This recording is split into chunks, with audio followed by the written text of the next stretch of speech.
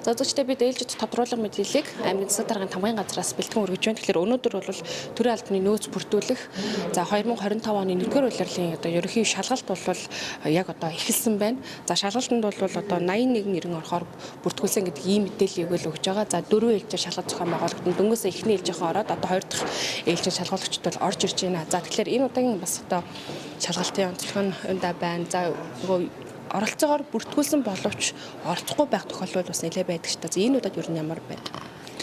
За ерөнхийдөө Монгол Улсын төрийн албаны зөвлөлөөс 2024 оноос эхлэн за улирал болгоо ингээд төрийн албаны нөөц бүрдүүлэх ерөнхий шалгалтыг ингээд авдаг ийм журамтай болсон. За 2025 оны эхний улирлын шалгалтыг энэ удаа Сүхбаатар аймгийн хэмжээнд 81 иргэн бүртгүүлээд шалгалт өнөөдөр эхэлж байна. За энэ өдөр ингээд эхний 1-р 4 ээлжийн шалгалт тавна. За 1-р ээлжийн шалгалтанд бол 21 иргэн орох ёстой бас 15 иргэн орсон. За энэ нь бол бас учиршлагынтай өчтөр бас зарим газруудаар цас шуурхтай байсан учраас зарим хүмүүсийн өглөөний эхний юунд бас ирж чадаагүй тийм шалтгаантай ингээд зарим бүртгүүлсэн хүмүүс тийм шалтгаан хэлж бас тайлбараа утсаар хэлсэн байгаа.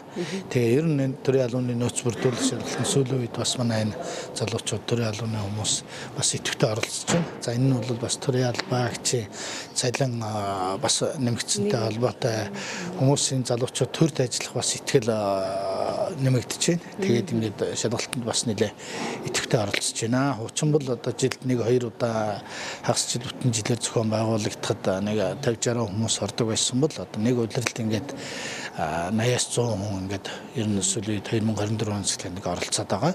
За ер нь хүмүүсийн залуучдын бас шалгалтанд бэлдсэн байдал гэсэн бас ингээд шалгалтаас шалгалтын хооронд бас дээрдээд байгаа. Залуучууд нь бас нэлээ юм уншиж байна, үзэж байна, өөрийгөө дайчилж байна. Энэ шалгалт бол ер нь одоо гадны нөлөө ямар ч юм юу байхгүй, оролцоо байхгүй. Бүх юм ингээ онлайнаар явагдаад, бүх юм цаанаасаа ингээ шүгдээд асуулт нэрээд оноо тавигдаад явцдаг учраас ингээд хувь хүний оролцоо гэж байхгүй учраас ингээ дараа шалгалтанд орж байгаа хүмүүс залуучууд маань ер нь бол төрийн албаны шалгалтанд өөртөө итгэж өөртөө ингээ сайн бэлтгэж оролцох ёстой гэдгийг бас энд дахин хэлье. Төрийн албаны яг сул оронтой ер нь хичнээн байгаа байх Сүхбаатар аймгийн хэмжээнд. За ер нь төрийн албаны сул оронтой одоо ингээд аймгийн төрийн албаны зөвлөлөөс агентлаг сумдаа санал авж байна.